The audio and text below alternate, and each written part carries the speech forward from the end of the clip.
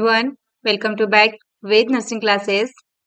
इस वीडियो में हम बात करने वाले हैं ABCDE यानी कि airway, breathing, circulations, disease process and everything else के बारे में हम आज डिस्कस करने वाले हैं।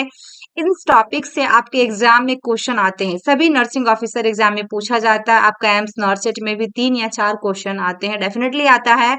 तो यदि मेरे चैनल पर नए हैं, फर्स्ट टाइम विजिट कर रहे, चैनल को सब्सक्राइब जरूर कर लें एंड बेल आइकन प्रेस कर लीजिएगा ताकि आपको नोटिफिकेशन के जरिए डेली ऐसे ही इंपॉर्टेंट क्वेश्चन, इंपॉर्टेंट वीडियो, महत्वपूर्ण वीडियो सारे मिलती रहें। एंड आपको पीडीएफ फॉर्म में चाहिए तो टेलीग्राम चैनल पे ज्वाइन कर लीजिएगा। टेलीग्राम चैनल का जो है वेद नर्सिंग क्लासेस के नाम से ही सर्च करोगे तो आ जाएगा आपको, देन वहां पे ज्वाइन कर लीजिएगा। उसमें आपकी सारी पीडीएफ अवेलेबल करवाई जा रही है। तो यहाँ पे हम बात करेंगे एक शॉर्ट इसमें और नोट्स बना इसमें अपलोड की गई हैं इसी चैनल पे आपका एबीजी के बारे में, आरटीएल ब्लड गैस, उससे रिलेटेड इतना उसमें बहुत अच्छे से डीप में समझाया गया। उस वीडियो को आप वॉच कर लीजिएगा, इसी में आपको एंड स्क्रीन में दे दी जाएंगी, आप उसे एक बार देख लीजिएगा। आपका एबीजी जो है आपका वो भी वेरी वेरी इंपॉर्टेंट टॉपिक है डियर। एंड आपका हो गया लिथियम, हो गया ड्रग्स, हेपारिन ड्रग्स हो गया, ये सब ड्रग के बारे में भी आपको एक बार देख लेना शॉर्ट शॉर्ट में, ठीक है। आइए हम स्टार्ट करते हैं। यहाँ पे देखिएगा एयरवे के बारे में बताया गया। पहले आपका क्या एयरवे, एयरवे के बारे में बताया गया है कि एयरवे हम कैसे समझेंगे कि राइट आंसर हमें एयरवे करना है। क्वेश्चन सबका आएगा, अब उस क्वेश्चन के अनुसार आप कैसे कहेंगे कि एयरवे राइट आंसर होगा, क्योंकि उसमें 5 रहता है ABCD, कोई भी ऑप्शन दे देगा, एयरवे दे देगा, ब्रीदिंग दे देगा, सर्कुलेशन दे देगा, एक्सेप्ट में भी आपका पूछ सकता है, कुछ भी आपका क्वेश्चन में रह सकते हैं। तो एयरवे जो है आपका दिस कैटेगरी इंक्लूड्स, कौन सी कैटेगरी में शामिल है आपका, जिसमें से देखिएगा everything that affects a patient airway. क्या हो रहा है आपका डाइट इफेक्ट्स, यहाँ पे देखिए डाइट इफेक्ट्स क्या है आपका, देखिए डाइट इफेक्ट्स आप पेशेंट एयरवे इंक्लूडिंग या फॉरेन ऑब्जेक्ट, ठीक है, इंक्लूडिंग या foreign object, fluid from an upper respiratory infections and oedema from trauma और एलर्जिक रिएक्शंस। यानी कि यहाँ पे देखेंगे जो पेशेंट्स है, इंक्लूड यहाँ पे लिखा हुआ पेशेंट्स पेटेंट एयरवे, ठीक है ना, सॉरी पेटेंट एयरवे, जो पेटेंट एयरवे वायुमार्ग को प्रभावित करता है, क्या हो रहा है, अफेक्ट एवरीथिंग दैट अफेक्ट आप पेटेंट एयरवे, यानी कि वायु मार्ग को जो प्रभावित कर रहा है, जिसमें से एक क्या है, इंक्लूडिंग है फॉरेन ऑब्जेक्ट है आपका, फॉरेन ऑब्जेक्ट हो गया, एंड फ्लूड, दूसरा क्या है आपका fluid from and upper respiratory infection, यानी कि ऊपरी श्वसन संक्रमण जो होता है से तरल पदार्थ है ना, फ्लूड से।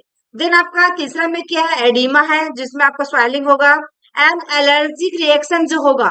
तो ये सारे से क्वेश्चंस रहता है डियर, तो राइट आंसर उसमें क्या आएगा आपका एयरवे आएगा, क्या आएगा एयरवे आएगा। फॉरेन बॉडी वाला, फॉरेन ऑब्जेक्ट्स वाले क्वेश्चन हमेशा एग्जाम में पूछा जाता है, ट्रोमा से पूछा जाता है, एक्सीडेंट कर गया उसमें सबसे पहले हम क्या करेंगे, क्या देंगे, तो एयरवे देते हैं, एयरवे पेटेंट एयरवे रहता है ऑप्शन में, या फिर एयरवे रहता है, ठीक है ना।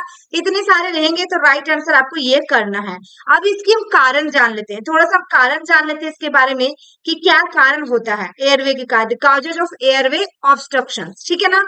यदि आपकी सांस लेने में प्रॉब्लम आ रही, रुकावट होगी, तो किसके कारण क्या हो सकता है, तो CNS central nervous system depression हो सकता है, देन ब्लड की वजह से हो सकता है, वॉमिट की वजह से हो सकता है, फॉरेन बॉडी की वजह से हो सकता है, कारण ये सब है, एंड ट्रोमा के कारण हो सकता है, सांस लेने में तकलीफ हो सकती है, ठीक है ना। तो ये सारे कारण है आपका एयरवे का कारण, कॉजेज ऑफ एयरवे ऑब्स्ट्रक्शन की। क्या क्या हुआ आपका, सीएनएस डिप्रेशन, देख लीजिएगा सीएनएस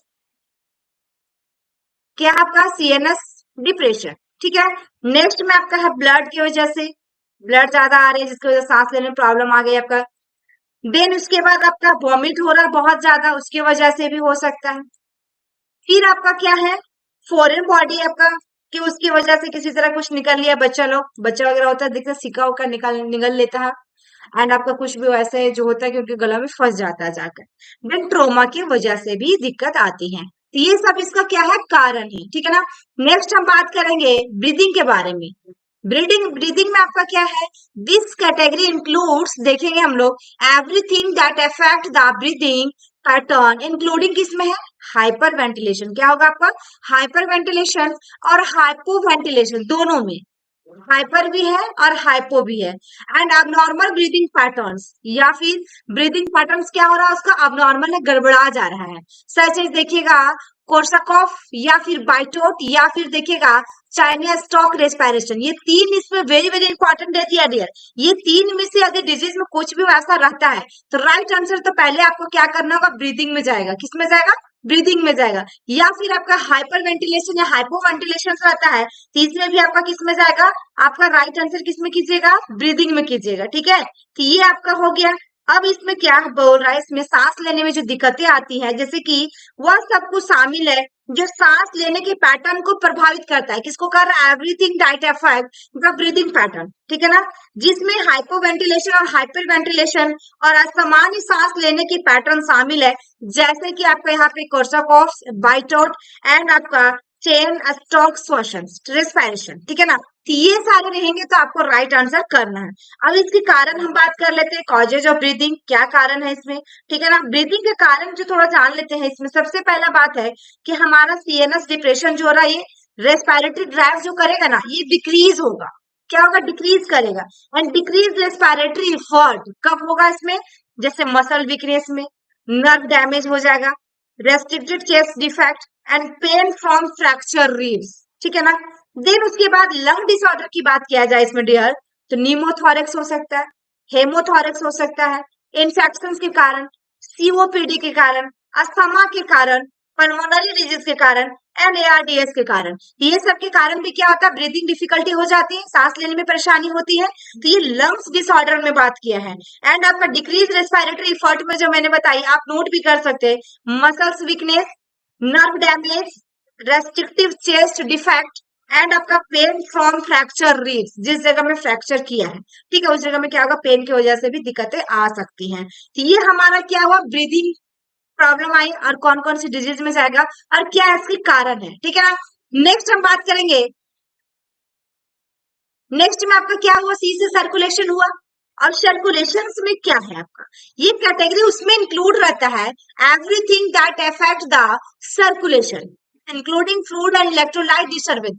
इलेक्ट्रोलाइट जो इम्बैलेंस, इलेक्ट्रोलाइट टेस्ट करवाती है डॉक्टर लोग हॉस्पिटल में, उसका सोडियम लेवल क्या है, पोटेशियम लेवल क्या है, ये सब टेस्ट करवाया जाता है। उसमें ये पता चलता है कि इसमें कौन सी मेडिसिन देना होगा यदि कुछ अनबैलेंस हो गया है, अब नॉर्मल हो गया है तो।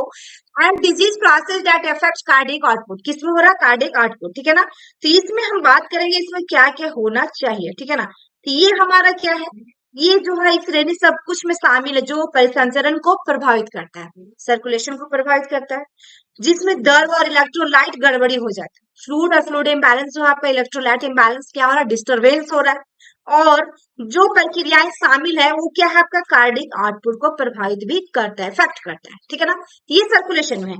लेकिन इसमें आपको जैसे ही क्वेश्चन आएगा फ्लूइड इम्बैलेंस आएगा आदि डियर, जैसे कि आपका सोडियम, मैंने एग्जांपल दिया है सोडियम की, रहेगा आपका उसकी नॉर्मल भी पूछा जाता है, रेंजेस क्या है, पोटेशियम का नॉर्मल क्या है, सोडियम पोटेशियम से रहा, या फिर इलेक्ट्रोलाइट डिसबैलेंस हो रहा है, डिस्टरबेंस हो रहा है, तो राइट आंसर क्या कीजिएगा उसमें, सर्कुलेशन में करना है।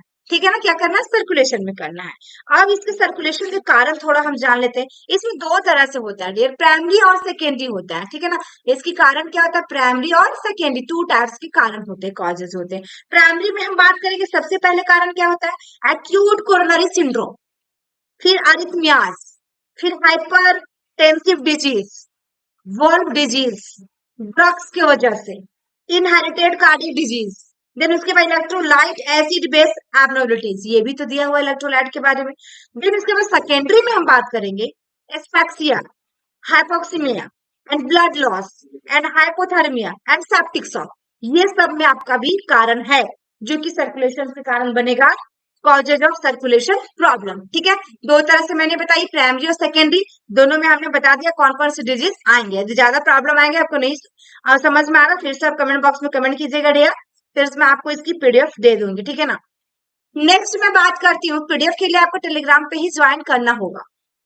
नेक्स्ट आपका क्या है, देखिए यहाँ पे बताया गया है अब डिजीज प्रोसेस, है ना, डिजीज आ गया आपका।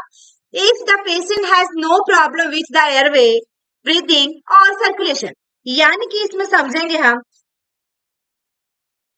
हम ये समझेंगे, then the nurse should evaluate the disease process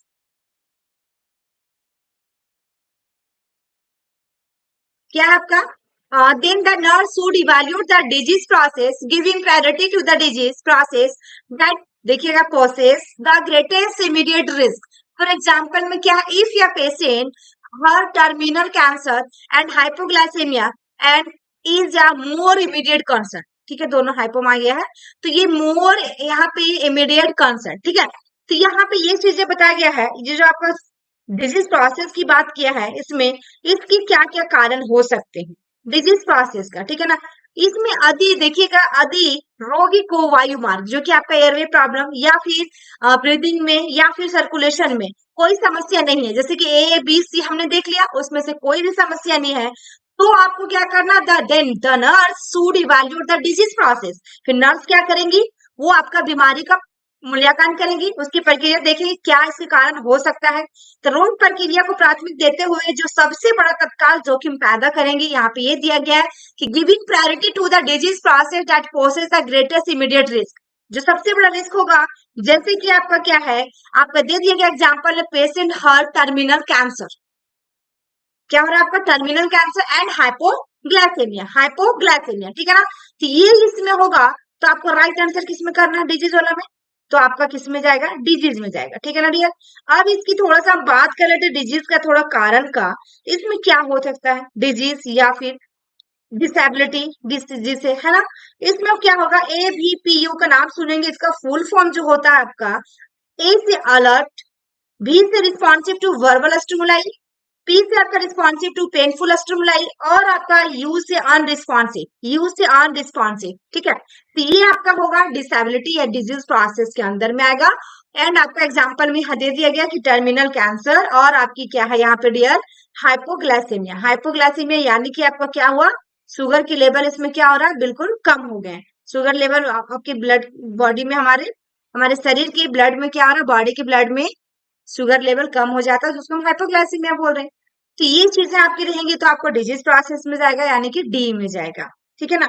अब नेक्स्ट हमारा एक बच गया डी के बाद ई बच गया. ठीक है, तो यहाँ पे इतना तक समझ गए होंगे आप लोग.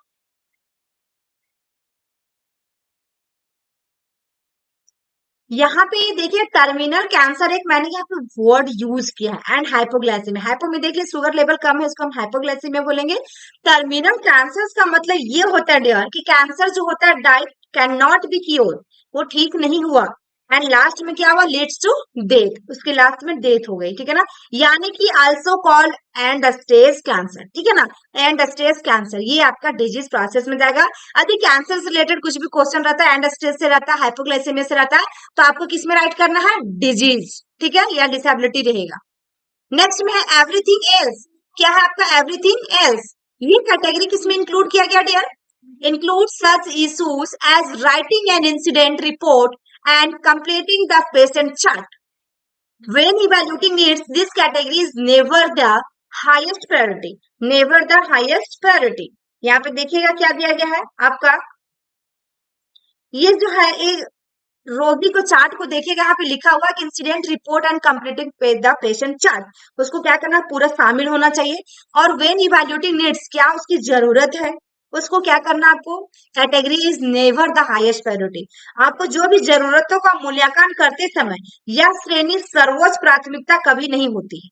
ठीक है ना, उसका क्या कर रहे हैं हम? क्योंकि यहाँ पे वेन इवैल्यूएटिंग जब इवैल्यूएट कर रहे हैं उसमें जो जरूरत है उसका मूल्यांकन करते समय हमारा ये जरूरी नहीं है कि ये category never the highest priority, कभी नहीं इसको क्या करना? प्राथमिकता कभी नहीं होती है. ठीक है, तो ये एवरीथिंग एल्स में जाएगा. अब एवरीथिंग एल्स में थोड़ा सा हम इसमें बात कर लेते हैं कि इसमें क्या है आपका. एवरीथिंग एल्स के अंदर में क्या होगा? इसमें अवॉइड हीट लॉस हो जाएगा एंड मेंटेनिंग डिग्निटी हो जाएगा. इसमें जैसे कि इंजुरीज आ गया, ब्लीडिंग हो गया, रैसेस हो गया, ये सब इसके अंदर में आएंगे. ठीक है ना, तो ये चीजें आपका हुआ आज का वीडियो थी जो कि आपका ABCDE के बारे में, जिसमें से आपके एग्जाम में क्वेश्चन पूछा जाता है. सबसे ज्यादा ABC से रिलेटेड क्वेश्चन आता है, तो वेरी वेरी इंपॉर्टेंट आइडिया है. एंड आप लोग को मेरी वीडियो अच्छी लगी तो लाइक जरूर कीजिएगा और अपने फ्रेंड सर्कल में शेयर कर दीजिएगा. कमेंट करना ना भूलें, आप कमेंट जरूर करें कि नेक्स्ट टॉपिक आपको किस नेक्स्ट वीडियो किस टॉपिक पे चाहिए शॉर्ट में, तो आप एक बार कमेंट जरूर कीजिएगा.